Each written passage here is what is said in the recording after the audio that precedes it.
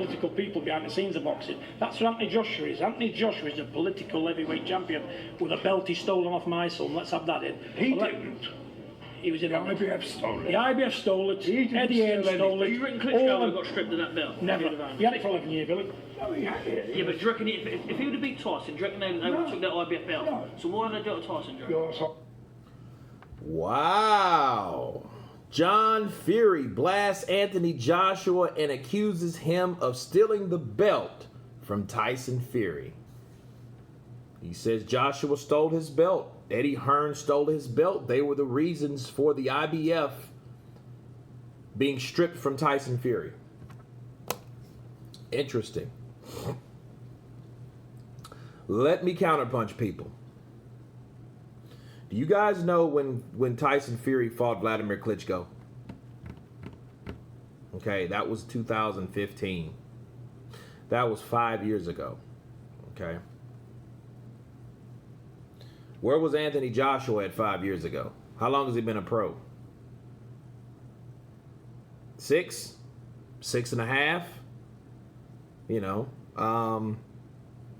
5 years ago, he was a pro a year? So, how in the Hades is Anthony Joshua responsible for stealing the belt from Tyson Fury? Now, we had a fellow that challenged Charles Martin for that belt, received an injury. What was his name? I can't remember his name right off the bat. Was it Glasscoff? No. I will have it. But he fought Charles Martin. And he had an injury with his leg. It was some real stuff. Real weird way Charles Martin received the IBF belt. Okay? And honestly, that particular fight, it was Glasscoff. Okay? That was in 2016. All right? He didn't fight Anthony Joshua until 3 months later, which was April 9th. Okay? Now, that was a year after Tyson Fury fought Vladimir Klitschko, but he owed Klitschko a rematch. The IBF, we know anything about the IBF, they don't play around. They're the most stringent sanctioning body association around. Okay, their sanctioning body is stiff with strict rules. Okay, that's what they're known for. You know, they have their credo. Hey, if you don't fight your mandatories, we're gonna strip you. And it's a Vyacheslav Glasscoff.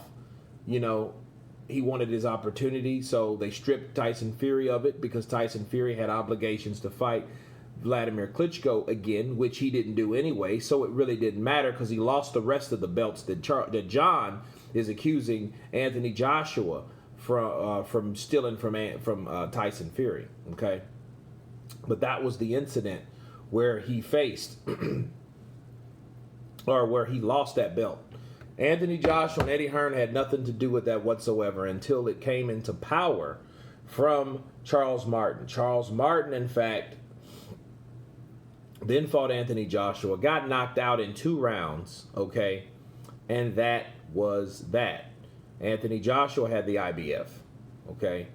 And by that time, Tyson Fury had retired, okay? So he wasn't even in commission at that time. So it's a big lull in time where Tyson Fury wasn't even active anyway to talk about defending or being stripped of anything, because none of it mattered. He didn't have any of the belts. So I don't see how Anthony Joshua is the political guy, right? Charles Martin became the IBF champion.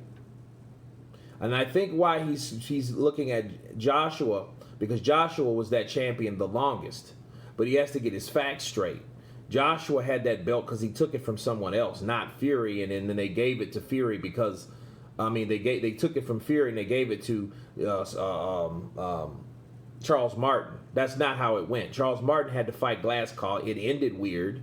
It wasn't really much of a fight, but they had to get in the ring to see who's going to take away that belt. Joshua just happened to take that belt and kept it for a very long time up into 2019. Okay, so he had that belt in April 16 through June of 19. So he had it over 3 years. Okay, so I think John Fury's problem is that because Anthony Joshua had it longer, he's the political champion.